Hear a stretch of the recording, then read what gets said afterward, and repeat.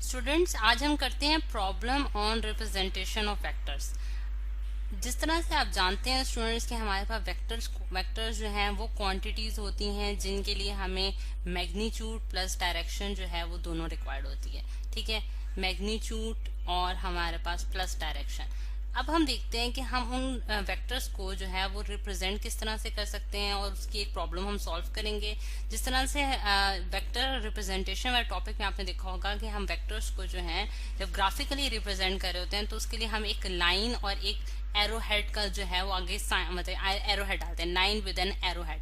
अब ये जो स्टूडेंट्स लाइन होती है ये स्टूडेंट्स हमारे पास मैग्नीट्यूड को शो कर रही होती है और जो हमारे पास एरो हेड है ये हमारे पास बेसिकली डायरेक्शन को शो कर रहा होता है, यानी कि जिस डायरेक्शन में आपकी क्वांटिटी मूव कर रही है उसको जो है हम उसकी जो डायरेक्शन है तो उसको हम एरो हेड से रिप्रेजेंट करते हैं। अब इसके लिए हम एक प्रॉब्लम सॉल्व करते हैं कि हमने रिप्रेजेंट करना है फोर्स को of 80 Newton acting towards north of east.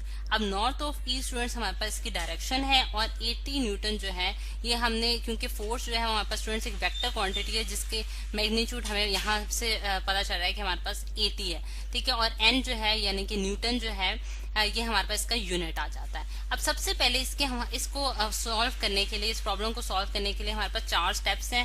पहला स्टेप जो है स्टूडेंट्स वो ये है कि आपने जो है वो जो हमारे पास डायरेक्शंस होती हैं यानी कि नॉर्थ साउथ ईस्ट वेस्ट वो आपने ड्रॉ करनी है with the help of perpendicular line, यानी कि ड्रॉ 2 परपेंडिकुलर लाइंस।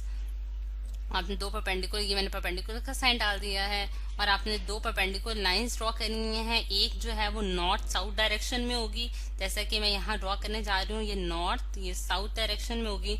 ठीक है, और ये है स्टूडेंट्स ये हमारे पास नॉर्थ है, ये हमारे पास साउथ हो गया। और एक आपने हॉरिजॉन्टल लाइन ड्रॉ करनी है और ये दोनों लाइंस जो हैं ये डेफिनेटली एक दूसरे पर बिल्कुल परपेंडिकुलर एक्ट कर रही हैं। ठीक है, अब ये वेस्ट है और ये हमारे पास ईस्ट हो गया। ठीक है, ये आपने डायरेक्शंस को देखने के लिए ये आपने जो है 2 लाइंस ड्रॉ करनी है और जिसके जरिए आप इसकी डायरेक्शंस जो हैं वो देख सकते हैं और ये हमारे पास जियोग्राफिकल डायरेक्शंस हैं बेसिकली। ठीक है, सेकंड स्टेप जो होगा हम इस प्रॉब्लम को सॉल्व करने के लिए जो करेंगे वो ये है कि आपने एक स्केल जो है उसको सेलेक्ट करना है, यानी कि सेलेक्ट अ सुटेबल स्केल। ठीक है, अब स्केल क्या होता है इसको हम थोड़ा सा देखते हैं कि अब दूसरा आप जानते हैं कि 80 न्यूटन, जिस तरह से आपको यहाँ बताया जा रहा है कि 80 न्यूटन की फोर्स आपने रिप्रेजेंट करनी है with the help of a vector.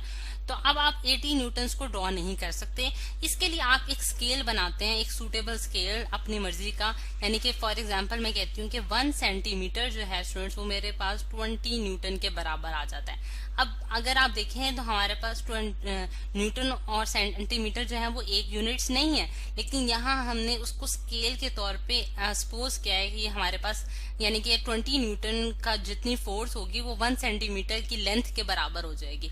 ये जस्ट हमारी एक सपोजिशन है ताकि हम इतने न्यूटन की फोर्स को जो है वो मतलब कि लेंथ यानी कि इसके मैग्नीट्यूड को, जिस तरह से हम देखते हैं कि लेंथ यानी कि एक लाइन के जरिए ड्रॉ करते हैं तो उस लाइन की लेंथ जितनी होगी उतना ही मैग्नीट्यूड होगा। तो इस वजह से मैंने इसकी कन्वर्जन किया कि न्यूटन को जो है वो मैंने लिख दिया है कि हमारे पास ये 1 सेंटीमीटर के बराबर आ जाता है। ठीक है, ये हमने स्केल चूज कर लिया। अगर 1 सेंटीमीटर जो है वो 20 न्यूटन के बराबर आ रहा है तो इसका मतलब ये होगा स्टूडेंट्स कि हमारे पास, यहाँ मैं लिख देती हूँ दोबारा से कि 1 सेंटीमीटर यानी कि एक साइड पे हम इसकी कैलकुलेशंस करेंगे इज इक्वल टू 20 न्यूटन। तो मेरे पास जो 2 सेंटीमीटर है स्टूडेंट्स वो मेरे पास किसके बराबर आ जाएगा, 40 न्यूटन के बराबर आ जाएगा। इसी तरह 3 सेंटीमीटर जो है मेरे पास 60 न्यूटन के बराबर आता है और 4 सेंटीमीटर जो है वो मेरे पास क्या आ जाएगा, 80 न्यूटन के बराबर आ जाएगा। यानी कि जस्ट मैं मल्टीप्लाई करती जा रही हूँ और फिर मेरे पास आंसर आता जा रहा है। ठीक है, 4 सेंटीमीटर मेरे पास स्टूडेंट्स क्या है, 80 न्यूटन के बराबर आ गए। यानी कि अब मुझे जो लाइन ड्रॉ करनी है कि मैं जिसके जरिए फोर्स के मैग्नीट्यूड को रिप्रेजेंट कर सकूं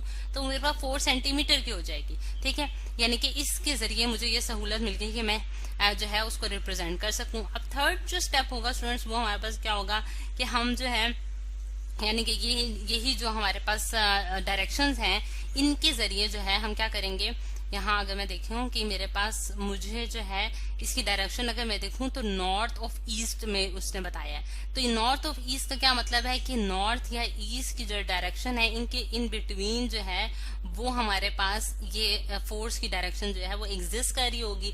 ठीक है, अब ये मैंने नॉर्थ एक्सिस यानी कि नॉर्थ की तरफ की डायरेक्शन ले ली और ये मैंने ईस्ट की तरफ की डायरेक्शन।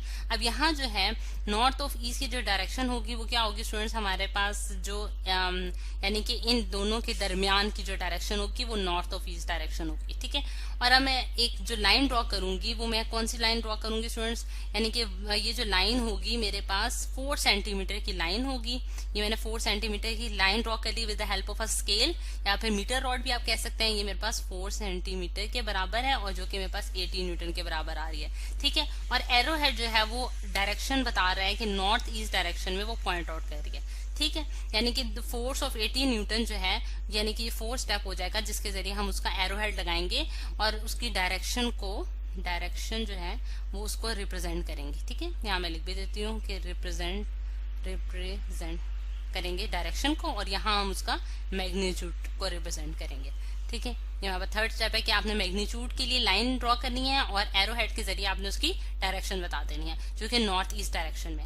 ठीक, तो इस तरह से स्टूडेंट्स आप जो है वो फोर्स जो है उसको आपने मतलब कि वेक्टोरियली ड्रॉ कर लिया है और उसको रिप्रेजेंट कर दिया है graphically with the help of a line and arrow head. ठीक है, अब इसके जरिए जो है एक तो ये प्रॉब्लम होगी। इसी तरह से थोड़ी सी सिमिलर प्रॉब्लम मैं आपको देखती हूँ कि अगर हम लोगों के पास फॉर एग्जाम्पल एक बॉडी जो है वो जो है अगर हम चले हम वेलोसिटी की बात कर लेते हैं। ठीक है, वेलोसिटी से मूव कर रही है और उसकी जो वेलोसिटी है वो हमारे पास फॉर एग्जांपल आ जाती है 4 जो है मीटर्स पर सेकंड। ठीक है, 4 मीटर पर सेकंड की वेलोसिटी से वो मूव कर रही है और अगर उसकी direction in terms of theta बता दी गई है आपको 45 डिग्री। ठीक है, यानी कि 45 डिग्री का वो एंगल बना रही है और थीटा जो है जिस तरह से आप जानते हैं कि वो डायरेक्शन बताता है वेक्टर्स की, तो वो उसका जो एंगल है वो 45 डिग्री। अब आपने इसको भी रिप्रेजेंट करना है विद द हेल्प ऑफ आपने इसको रिप्रेजेंट करना है विद ग्राफिकली। तो आप कैसे करेंगे, अगेन आप एक स्केल लेंगे यानी कि आप 1 सेंटीमीटर को फॉर एग्जांपल कह देते हैं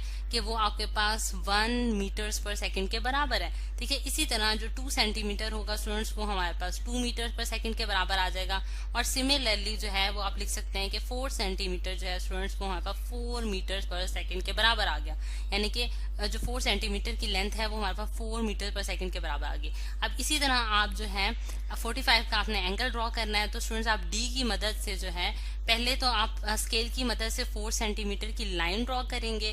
ठीक है, ये आपने 4 सेंटीमीटर की लाइन ड्रॉ कर ली और फिर डी की मदद से आपने एंगल ले लिया theta is equal to 45 degree और वो आपको इसकी डायरेक्शन जो है वो बता देगा कि इस डायरेक्शन में आपने ये लाइन ड्रॉ करनी है और ये आपको वेलोसिटी की जो है वो आपको वेक्टर मिल जाएगा, यानी कि जिसके जरिए आपकी वेलोसिटी जो है वो रिप्रेजेंट हो रही होगी।